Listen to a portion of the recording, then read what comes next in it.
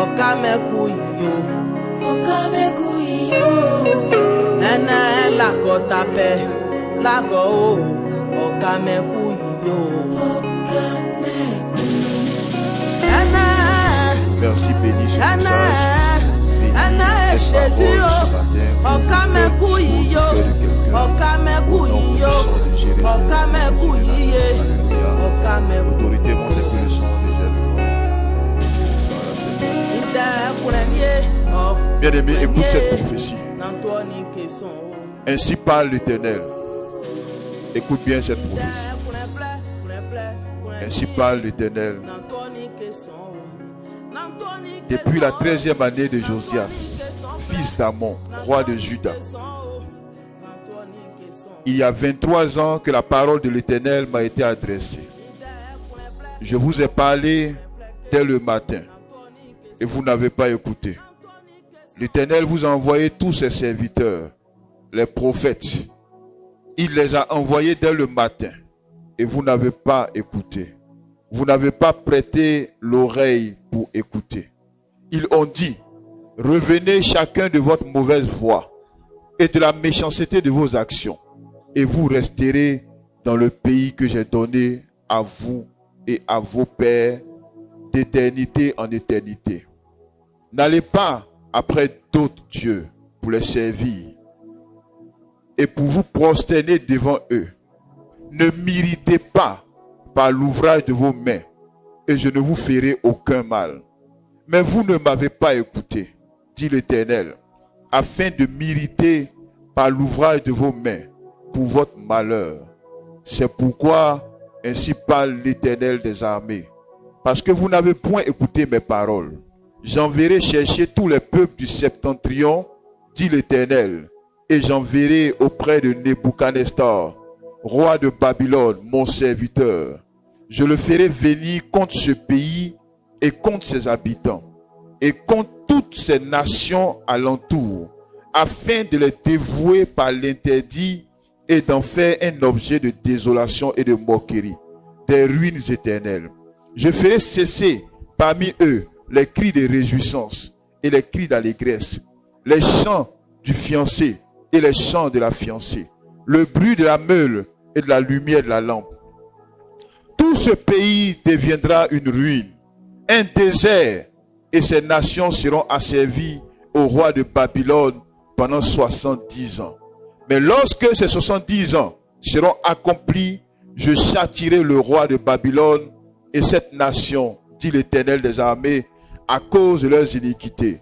Je punirai le pays des Chaldéens et j'en ferai des ruines éternelles. Ainsi a dit l'Éternel des armées. Bien-aimés, dans cette prophétie qui se trouve dans le livre de Jérémie chapitre 25, à partir du verset 3 au verset 14, Dieu avait annoncé par la bouche du prophète Jérémie que le peuple d'Israël irait en captivité. Et Dieu avertissait Israël que si Israël marche dans l'obéissance à sa voix, il serait avec eux. Mais si Israël se détournait de la voix de Dieu, Dieu enverrait le jugement sur Israël. Et ce jugement allait se matérialiser en suscitant un roi qu'on appelle Nebuchadnezzar. Et ce roi-là allait entrer à Jérusalem, il allait détruire la ville de Jérusalem et il allait prendre les Israéliens pour les envoyer en captivité à Babylone. C'est un principe que Dieu a établi. Lorsqu'une nation marche pour Dieu, lorsqu'au sommet de la nation, ce que Dieu a établi, ils craignent Dieu, Dieu bénit le pays. Mais lorsque ce que Dieu a établi, ils se rebellent contre la parole de Dieu, ils défient Dieu, ils en font à leur tête et ils font des choses qui offensent Dieu, Dieu emmène son jugement.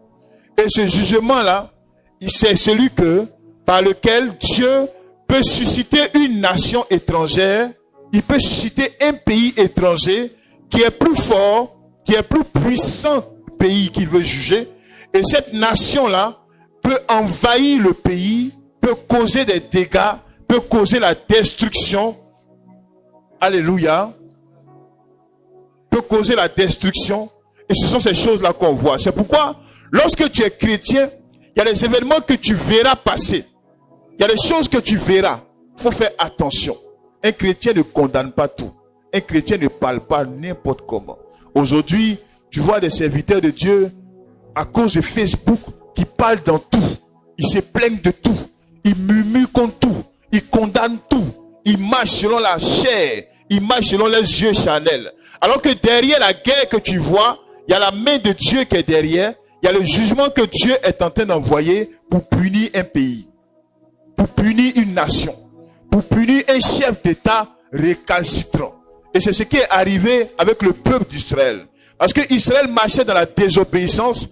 Donc Dieu a suscité un roi qu'on appelle Nebuchadnezzar, qui est rentré en Israël, qui a détruit la ville de Jérusalem et qui a pris les Israélites, bien qu'ils étaient le peuple choisi de Dieu, il les a pris et les a envoyés en captivité. Alléluia.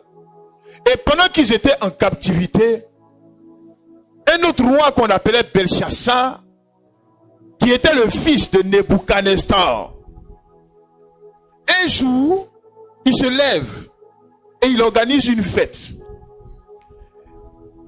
Et parce que eux étaient païens, et lorsqu'il organise sa fête, ce sont les ustensiles, les vases, les choses qui étaient consacrées à l'adoration de Dieu, que Nebuchadnezzar, son père, avait pris à Jérusalem pour envoyer à Babylone. Ce sont ces ustensiles-là que ce roi utilise pour servir la boisson. C'est dedans qu'ils servent la nourriture qu'ils ont consacrée à leurs démons à l'époque. Donc, ils profanent des objets qui étaient considérés comme saints. Des choses qui étaient consacrées pour Dieu. Ils profanent ça. Ils boivent du vin dedans. Ils mangent des porcs, des animaux dévoués aux démons. Il fait n'importe quoi simplement parce qu'il est le roi et qu'il ne connaît pas Dieu. Mais il a oublié que lorsqu'une chose est consacrée à Dieu, peu importe l'endroit où la chose se trouve, les regards de Dieu demeurent sur cette chose. Alléluia. Je reprends. Lorsqu'une chose est consacrée à Dieu, peu importe l'endroit où la chose se trouvera, parce qu'on a déjà prié et qu'on a Dieu, cette chose est pour toi, les regards de Dieu sont sur cette chose. C'est pourquoi, lorsque les ustensiles là, ils prennent pour envoyer ça à Babylone, c'est vrai que eux ils connaissent pas Dieu, mais les vases là restent toujours des biens consacrés à Dieu. Donc lorsqu'il utilise des vases, des verres, des assiettes qui ont été consacrés pour le service de Dieu, pour boire du vin, et qu'il envoie ça dans sa fête de débauche, la colère de Dieu se lève automatiquement. Et pendant qu'ils sont en train de faire les fêtes, Dieu envoie le jugement contre lui. Et pendant qu'ils sont dans leur fête, il y a une main qui apparaît et qui écrit sur le mur: peser, peser, compter, diviser. C'était le jugement de Dieu. Dieu était en train de lui dire: à cause de ce que tu viens de faire, je t'ai pesé, je t'ai trouvé léger. J'ai compté ton temps de règne, ton règne est terminé. Et divisé, ton royaume sera divisé. Alléluia. Donc parce qu'il a profané ces choses qui étaient consacrées à Dieu, le jugement de Dieu est apparu immédiatement. Et la Bible dit dans Daniel chapitre 5, à partir du verset 31, que la même nuit, il y a un roi qu'on appelait Darius, que Dieu a suscité, qui est rentré à Babylone, qui a divisé Babylone, qui a tué le roi, et il a pris le contrôle de la ville de Babylone, où les Israélites étaient en captivité. Alléluia. Alléluia. Et lorsque ces événements sont arrivés, Daniel, qui était un Israélite, et qui était également à Babylone, lorsqu'il a vu le roi Darius est venu prendre le contrôle de la ville, Daniel a su que cet événement n'était pas quelque chose de hasardeux. Il a su que cet événement-là, il y avait un message derrière ce qui était en train d'arriver. Alléluia. Et Daniel a commencé à lire. Il a commencé à lire. Il a commencé à lire. Et il a vu dans sa lecture que Dieu avait prophétisé par le prophète Jérémie que la captivité d'Israël à Babylone allait durer 70 ans. Et il s'est rendu compte qu'avec les événements qui venaient d'arriver, la fin de la captivité n'était pas loin. Il s'est rendu compte que lorsqu'on regarde la prophétie, le fait que Darius vienne envahir Babylone, ça signifie que la fin de la captivité de 70 ans que Dieu avait prophétisé n'était pas loin. Alléluia. Il a compris que leur esclavage était presque fini. Car cet événement-là, il marquait quelque chose.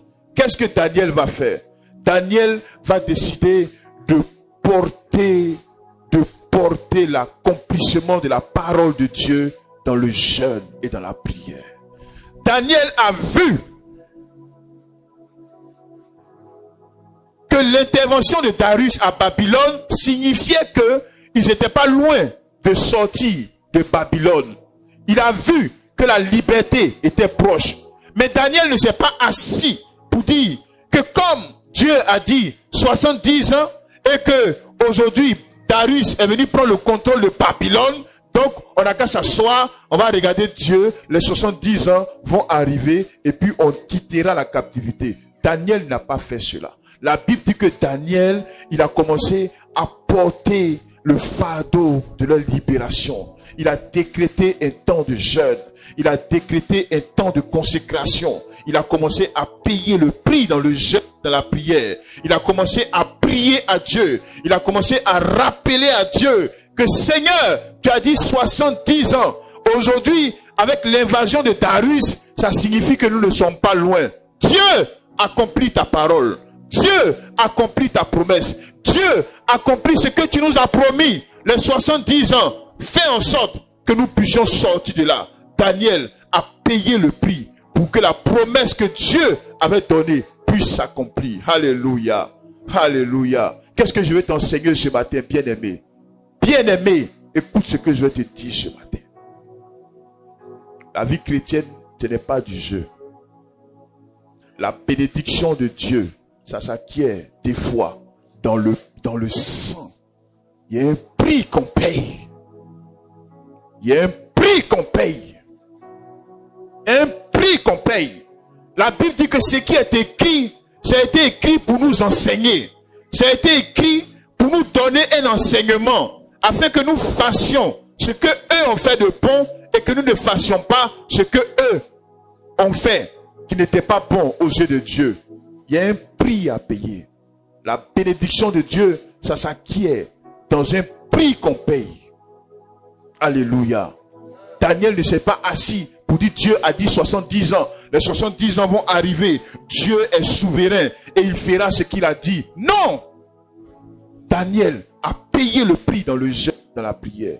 Il a payé le prix dans la consécration. Il a payé le prix dans la sainteté. Il a payé le prix dans sa chair. Alléluia. Lorsque les autres mangeaient, Daniel, il payait le prix. Lorsque les autres mangeaient, Daniel avait faim. Il criait à Dieu pour que Dieu accomplisse sa parole de libérer les Israélites qui étaient en captivité. Sans prix que tu payes, tu verras jamais la gloire de Dieu. Alléluia. Je veux te le dire ce matin, que personne ne te trompe. Que personne ne trompe. Avec cet évangile facile qui est arrivé, où on vous dit de saisir des paroles, on vous dit de saisir des proclamations. Il n'y a rien à saisir. Il y a que tu dois payer le prix. Si tu veux voir Dieu, tu dois payer le prix. Il y a un prix que tu dois payer. Il y a un prix que tu dois payer. Un prix qui se paye des fois avec des larmes aux yeux. Un prix qui se paye des fois tu refuses de faire ce que tu aimes. Tu payes le prix dans ta chair. Tu payes le prix. La bénédiction du Dieu, il y a un prix que tu dois payer. Alléluia. Jésus même qui était Jésus, malgré toute la gloire qu'il avait, quand tu lis Matthieu chapitre 4, la Bible dit que même Jésus, avant de commencer son ministère, il s'est isolé dans le désert. Il a fait 40 jours et 40 nuits sans manger, sans boire. Il est parti dans le désert. Il était rempli du Saint-Esprit. Mais regardez bien, quand il sort du désert, il est rempli. La Bible dit, il est maintenant rempli de la puissance du Saint-Esprit. C'est pas la même chose. Il est rentré, rempli du Saint-Esprit. Il est sorti, rempli de la puissance du Saint-Esprit. Il y a un prix qu'il a payé. Jésus même a payé un prix. 40 jours, 40 nuits sans manger. Pour que la puissance de l'Esprit de Dieu le revête. Et que vous puissiez voir les miracles qui ont été faits. Bien aimé, il y a un prix à payer. Jésus même a payé le prix. Pour que ce que Dieu avait prophétisé puisse se matérialiser. Pour qu'il soit capable de faire des miracles, des prodiges qu'on a vus dans la Bible. Il y a un prix qu'il a payé. Toi aujourd'hui, tu ne veux pas payer le prix. Toi aujourd'hui, tu es tombé dans un christianisme facile. Un christianisme où on dort, on se réveille, on mange 7 jours sur 7.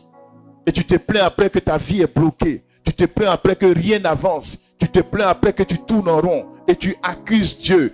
Bien-aimé, laisse-moi te dire, il y a une seule personne qui est responsable de l'état dans lequel ta vie se trouve. C'est toi-même. C'est toi-même. Tu n'as pas encore payé le prix. Quand tu vas payer le prix, tu verras que le Dieu dont on te parle, il est fidèle, il est loyal. Il s'appelle l'Éternel des armées, celui qui ne déçoit jamais. Mais tu dois payer le prix. Tu dois payer le prix. Alléluia. Prix que tu dois payer. Une année de ma vie, j'ai vu dans Deutéronome 28, Dieu a dit dans sa parole, il a dit, si tu marches avec moi, je bénirai toutes les œuvres de tes mains. Quand j'ai vu cette parole, j'ai dit, Dieu a promis de bénir toutes les œuvres de mes mains. Dieu, il bénira toutes les œuvres de mes mains. Alléluia. Et j'ai décrété que chaque lundi, dans un temps d'isolement total, je ne parlerai à aucun homme et je serai dans la présence de Dieu, en train de dire à Dieu, accomplis ta promesse dans ma vie, bénis les œuvres de mes mains. Chaque lundi, payant le prix devant Dieu. Quand d'autres mangent, j'ai faim, je paye le prix dans la présence de Dieu. Il y a un prix qu'on doit payer. La bénédiction de Dieu ne tombe pas sur les gens au hasard. Alléluia. La grâce de Dieu ne coule pas sur les gens au hasard. Il y a un prix que tu dois payer. Accepte de payer ce prix. De là qu'est partie l'idée de faire gêner l'église, toute l'église de lundi. C'est comme ça que ça a commencé. Je payais le prix. Je regardais derrière moi, je n'avais personne. Mais j'avais cette parole de Dieu là pour moi. Dieu a promis qu'il bénirait les œuvres de mes mains. Et j'ai dit, il n'y a rien que je ferai sur cette terre qui ne connaîtra pas la prospérité. Alléluia. Il n'y a rien que j'entreprendrai qui ne connaîtra pas le succès. Mais pour qu'il en soit ainsi, paye le prix. Paye le prix. Paye le prix, frère. Paye le prix. Si tu payes le prix, tu verras Dieu. Alléluia. J'ai commencé ça il y a 10 ans en arrière. 10 ans plus tard, on ne peut pas dire que Dieu ne m'a pas béni. Alléluia. Alléluia. 10 ans plus tard, on peut tout me reprocher, mais on ne peut pas me dire que Dieu ne m'a pas béni. C'est le prix que j'ai payé. C'est le prix que j'ai payé. Le prix dans le jeûne, le prix dans la prière, le prix dans la consécration. Tu veux voir Dieu? Paye le prix. Tu veux voir Dieu?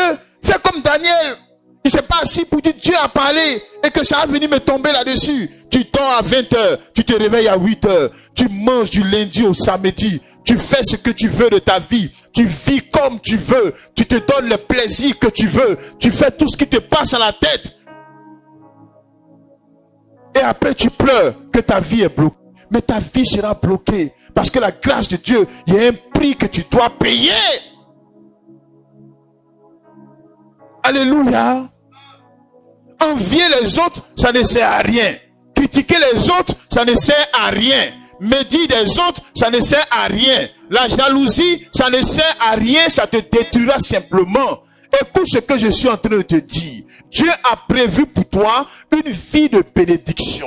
Dieu veut que tu sois béni. Dieu veut que tu sois élevé. Dieu veut que tu aies une vie où tu es heureux, où tu es heureuse. Ça, c'est le plan de Dieu. Mais il y a un prix que tu dois payer. Il y a un prix que tu dois payer. Il y a un prix à payer, bien-aimé. Quand Quand Daniel a payé le prix dans le jeûne et dans la prière, des anges descendaient pour venir trouver Daniel, pour lui donner de révélations puissantes sur l'avenir d'Israël. Mais il fallait qu'il paye le prix dans le jeûne et dans la prière. Il fallait que Daniel ait faim. Il fallait que Daniel s'abstienne de tout. Il fallait qu'il paye le prix dans sa chair. Quand il a payé le prix, il a vu la gloire de Dieu. Paye le prix. Paye le prix. La vie chrétienne, ce n'est pas du jeu.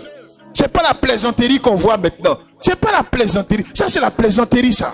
Ce qu'on voit aujourd'hui, donne 10 000, on va proclamer, tu vas avoir 100 000. Ça, c'est la plaisanterie, c'est pas l'évangile.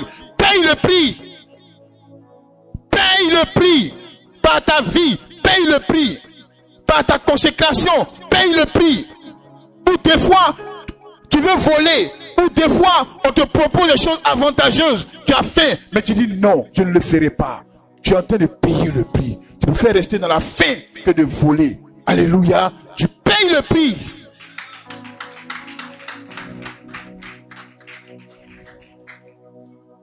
Marcher avec Dieu, ce n'est pas du jeu.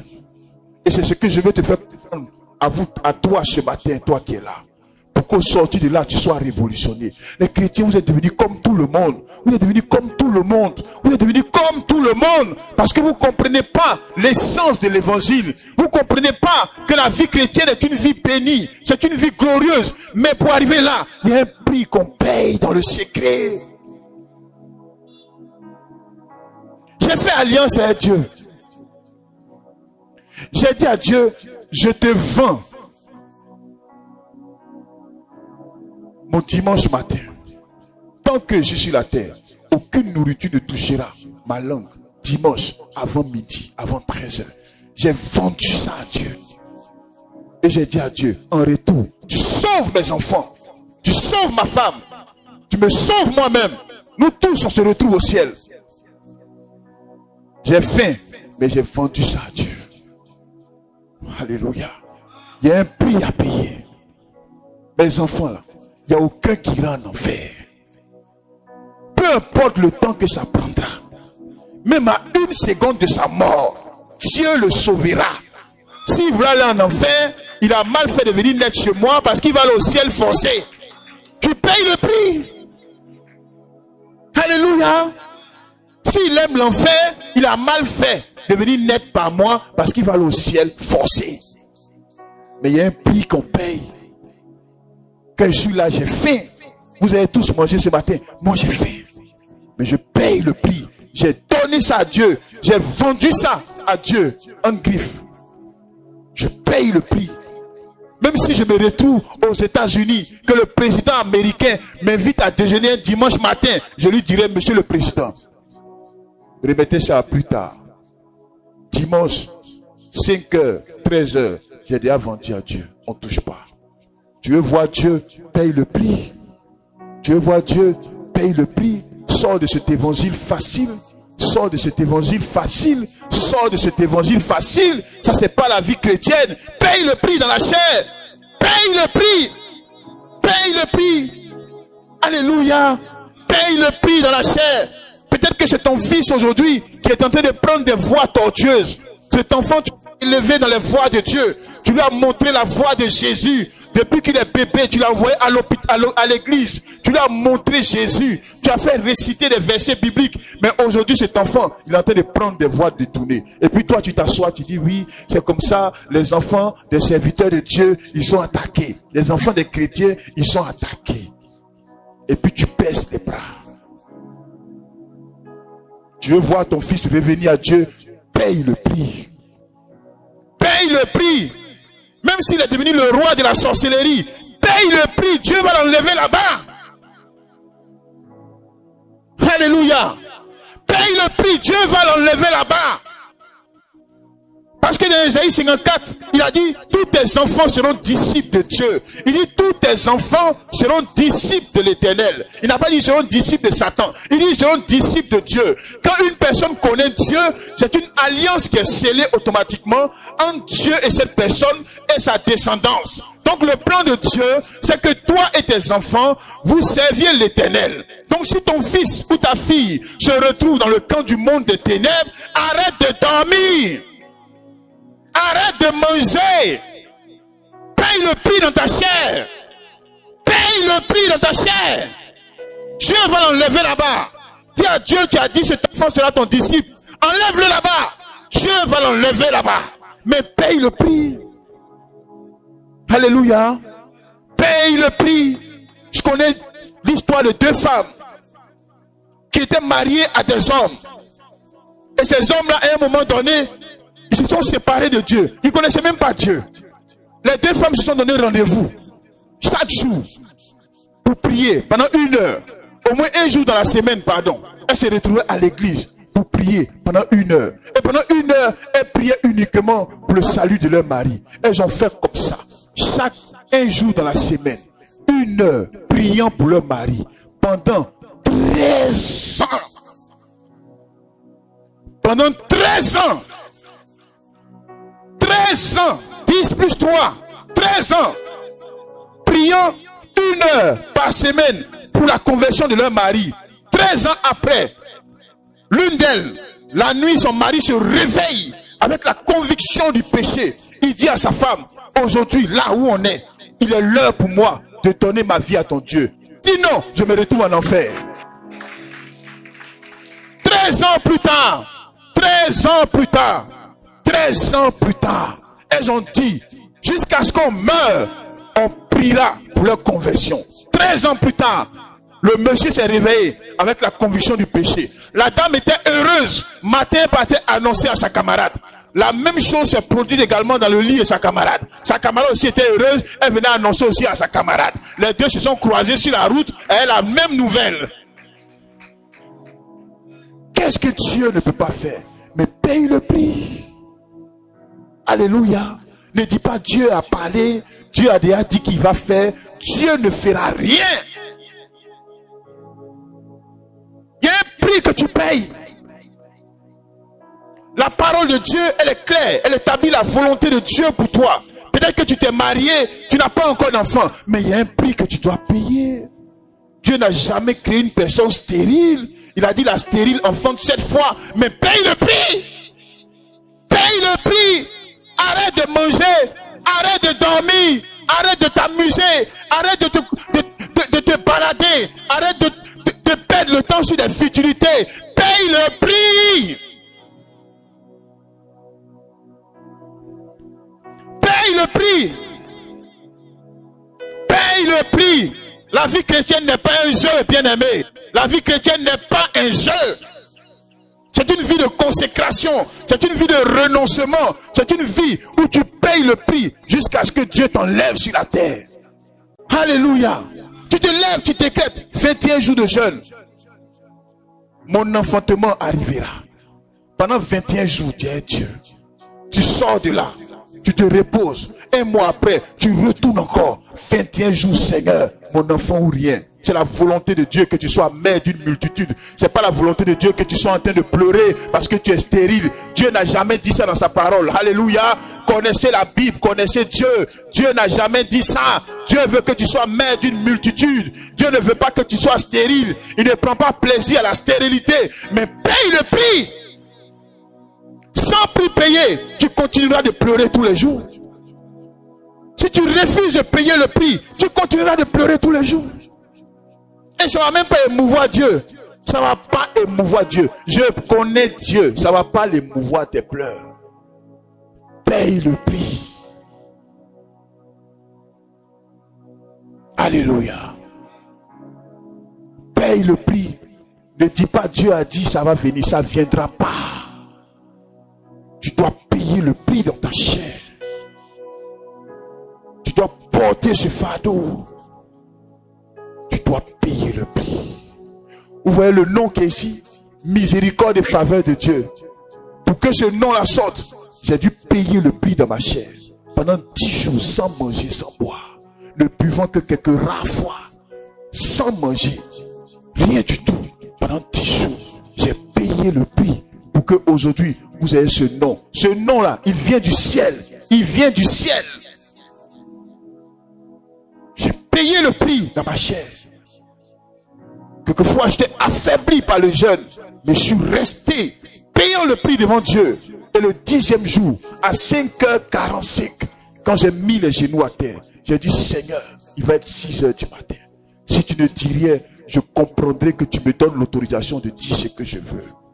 Dans 15 minutes, il va être 6h, c'est terminé. C'est quand j'étais là, en train de prier, que Dieu a ouvert les yeux de mon épouse qui est là. Une vision est sortie. Elle a vu quelqu'un blanc qui est descendu sur l'ancien site.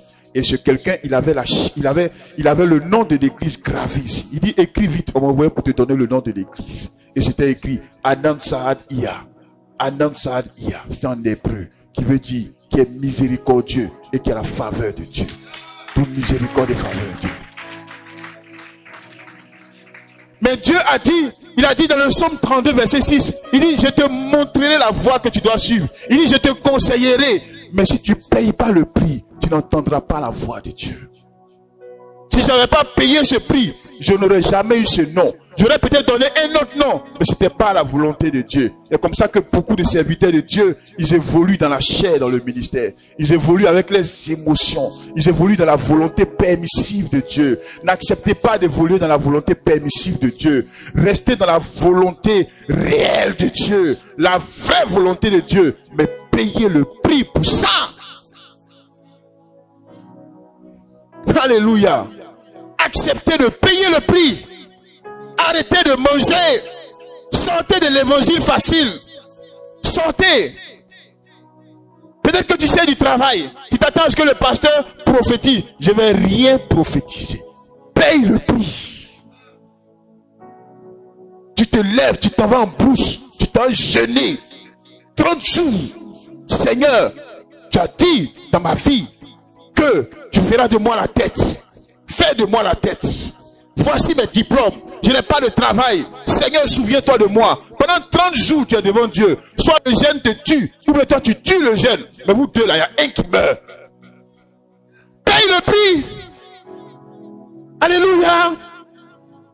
Vous êtes dans la maison de Dieu. Vous refusez de payer le prix. Vous êtes tombé dans une sorte d'évangile facile. Évangile choco. Évangile, on ne comprend pas. La bénédiction de Dieu n'est pas gratuite. Je te répète ça aujourd'hui. La bénédiction de Dieu n'est pas gratuite. Il y a un prix que tu dois payer.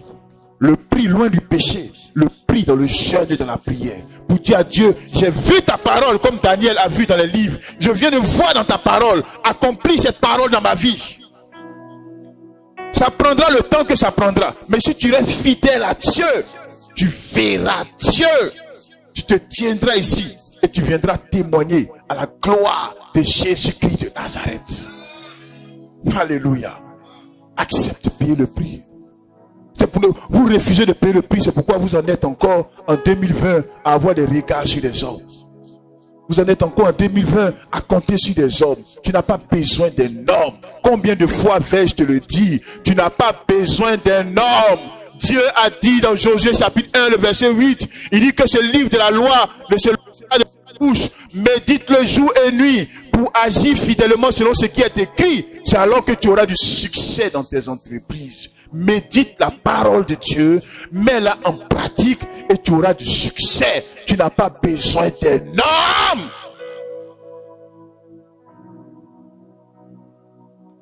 Paye le prix, tu verras Dieu. Alléluia. Paye le prix, tu verras Dieu. Dieu a dit que le mariage est une bonne chose. Le mariage n'est pas un lieu d'enfer. Le mariage n'est pas un lieu de souffrance. Mais s'il y a la souffrance dans ta maison, comprends que Satan est en train de vouloir œuvrer. Arrête de dormir, de manger, lève-toi. Paye le prix de la stabilité dans ton mariage. Paye le prix, bien-aimé. Il y a un prix à payer. Il y a un prix à payer. Alléluia. Quand je suis venu au début dans le quartier ici, et puis le quartier était paisible, et puis Dieu a commencé à m'utiliser pour mettre le pied dans quelque chose qui était fermé ici que personne ne savait. C'était l'infiltration massive de la sorcellerie dans le quartier. Et c'est quand on est arrivé au quartier ici que Dieu a fait boum, que ça a explosé. Et puis Dieu a commencé à révéler Et puis l'affaire de sorcellerie, ça a explosé dans le quartier ici. En ce moment, on était de l'autre côté. Des gens ont juré qu'ils allaient enrôler mes enfants dans la sorcellerie. Il y en a un qui m'a dit, comme c'est toi qui nous vois, on va prendre ton enfant pour mettre dedans. Je leur ai dit, tant que le ciel et la terre existent, il n'y a aucun de mes enfants qui va entrer dans la sorcellerie. Il n'y a aucun. Ils ont essayé, ils ont tout fait, ils ont fait. Le même qui m'a dit ça là, il est venu s'arrêter devant moi. Il dit, papa, je suis venu te demander pardon. Que vraiment, on a fait, on est fatigué. Moi-même, je suis venu, il faut faire ma délivrance. Alléluia. Mais pourquoi on en arrive là? Il y a un prix que je paye. Il y a un prix que je paye sans te dire. Quand tu dors, moi je dors pas. Quand tu manges, moi je mange pas. Quand tu t'adonnes au péché, moi je me consacre. Il y a un prix que je paye. Et Dieu honore ce prix que je paye dans le secret. Alléluia. Arrête de dormir. Tu peux passer aujourd'hui du stade 0 au stade de l'élévation. Tu peux passer de la misère dans laquelle tu te crois condamné à une vie de bénédiction. Alléluia. Si Dieu l'a fait pour nous, il peut le faire pour toi. Mais accepte de payer le prix. Alléluia. Accepte de payer le prix que nous autres on a payé.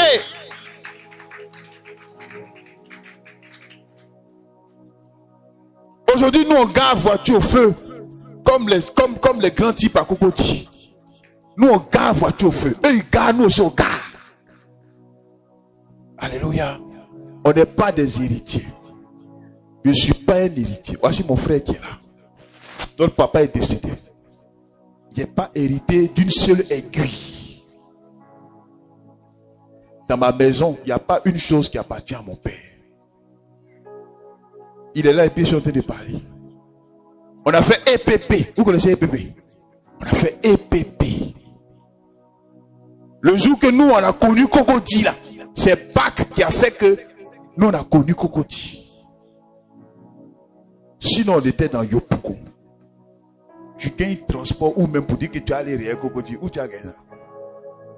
Donc nous on a vu Cocody quand nous on a eu Pâques grâce à l'État de Côte d'Ivoire. Pour vous dire où on vient. Pour vous dire que ce dans quoi vous êtes aujourd'hui, ça n'a pas commencé à vous. Avant vous là, il y a des gens qui sont passés par là. Qui ont vécu pire que ça. Et je suis un exemple de ça. Pas un héritier de mon père. Mais quand j'ai saisi Jésus, quand j'ai compris la parole de Dieu, j'ai vu que mon salut se trouvait en Jésus et en Jésus seul. Et aujourd'hui, on se promène dans Cocody. Ils gardent voiture. Nous aussi, on garde aussi. Voilà. C'est un prix qu'on a payé. C'est un prix qu'on a accepté de payer. Alléluia. Tu veux voir Dieu de pleurer. Tes pleurs vont rien changer. À force de pleurer, même des fois, tu deviens aigri comme tout le monde. Quand quelqu'un est béni auprès de toi, cette personne-là, tu la détestes. Ça ne sert à rien du tout. Écoute ce que je suis en train de te dire. Accepte de payer le prix. Qu'est-ce que tu veux? C'est un commerce que tu veux que Dieu bénisse. Mais paye le prix. Paye le prix. Le prix de l'intégrité. Le prix du jeûne, de la prière. Le prix des veilles de nuit. Quand tout le monde dort, toi tu ne dors pas. Il y a un prix qu'on paye dans la vie. Pour être devant vous ici, en train de prêcher, hier j'ai dormi à 3 heures du matin. Pendant que vous tous vous dormiez, moi j'étais dans la présence de Dieu. Jusqu'à 3 heures du matin. Là voici qui est là et puis je suis en train de mentir. Il y a un prix secret qu'on paye. Alléluia. Il y a un prix qu'on paye, bien-aimé. Accepte de payer ce prix et tu verras Dieu. Si tu payes ce prix, tu verras Dieu. Mais si tu refuses de payer le prix, si malgré les difficultés dans lesquelles tu es, tu vis comme si de rien n'était, tu acceptes tout et n'importe quoi. C'est toi qui es dans toutes sortes de compromissions. C'est toi qui te caches pour pécher. C'est toi qui te caches pour faire tout et n'importe quoi. Mais tu te détruis toi-même. Même si tu te fâches que tu ne parles plus à Dieu, Dieu reste Dieu. Même si tu dis Jésus, je ne parle plus à toi, nous on reste des milliards de personnes qui sont en train de courir derrière Jésus. Donc à la fin, là, qui paie? tu te fais du mal à toi seul. Jésus reste sur le trône. Il reste Seigneur, il reste Dieu. Il reste le Dieu vivant et réel. Si toi tu n'es pas là, nous on est là. Alléluia. Donc comprends le message que je suis en train de te donner pour dire que tu as intérêt à t'attacher à Dieu parce que ton absence et ta présence, c'est on s'en capte ça. Que Dieu te bénisse.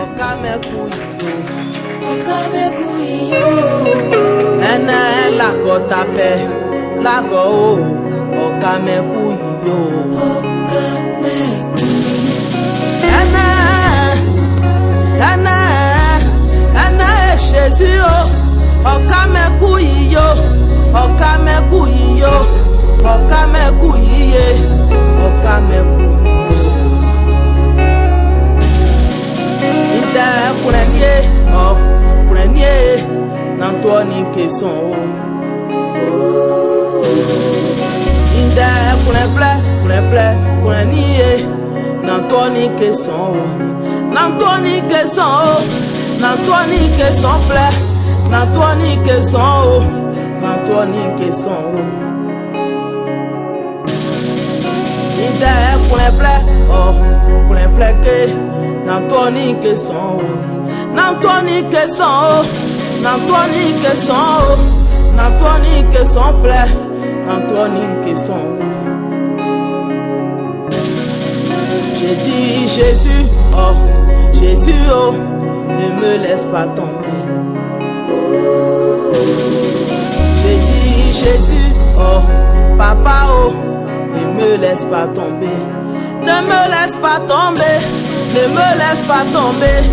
Ne me laisse pas tomber. Ne me laisse pas tomber. Je n'ai que toi, Jésus. Si toi tu me laisses tomber, à qui irai-je?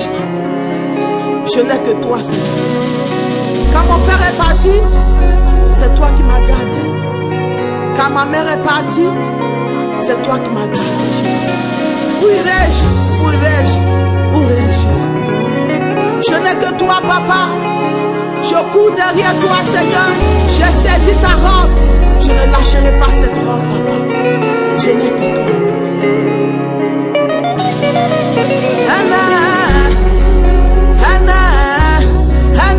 Jésus, oh, okameku yo, okameku ye, okameku yo, okameku yo. Ene la kota pe, la go, okameku yo. Ene la kota pe, la go, okameku yo. Okameku ye. Okameku yo, okameku yo, okameku yo. J'ai dit Jésus, oh, papa, oh, ne me laisse pas tomber. J'ai dit papa, papa, oh, ne me laisse pas tomber. Ne me laisse pas tomber, ne me laisse pas tomber, ne me laisse pas tomber. Ne me laisse pas tomber. Il est premier, oh, premier yo, n'Antoine que son haut, n'Antoine que son haut, n'Antoine que son plaît, n'Antoine que son haut, n'Antoine que son haut. Est-ce qu'Antoine voya poli? Il m'a bouqué. Il y a pas Antoine. Il y a si bon pipa. Et quand il continue au connaît Antoine. Il bito allié Maya Antoine. Oh, il t'a Antoine que son plaît, Antoine que son plaît, Antoine que son haut, Antoine que son haut. Il t'a pour un plat haut.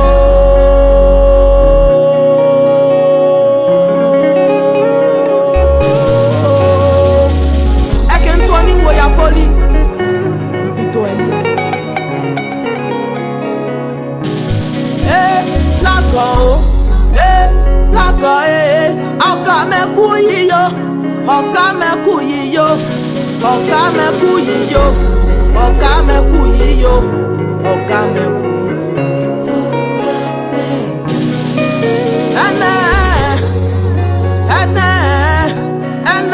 Jésus, okameku yiyo, okameku yiye, okameku yiyo, okameku.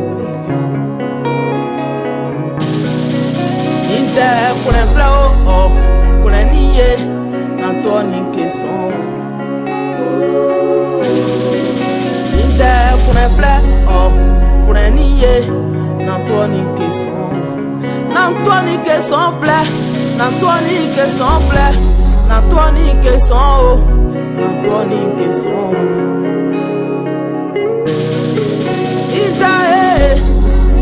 Ida be plau, Antoni Kesson, Antoni Kesson, oh, Antoni Kesson plaît, Antoni Kesson, oh, Antoni Kesson. Ita doit lier connaître.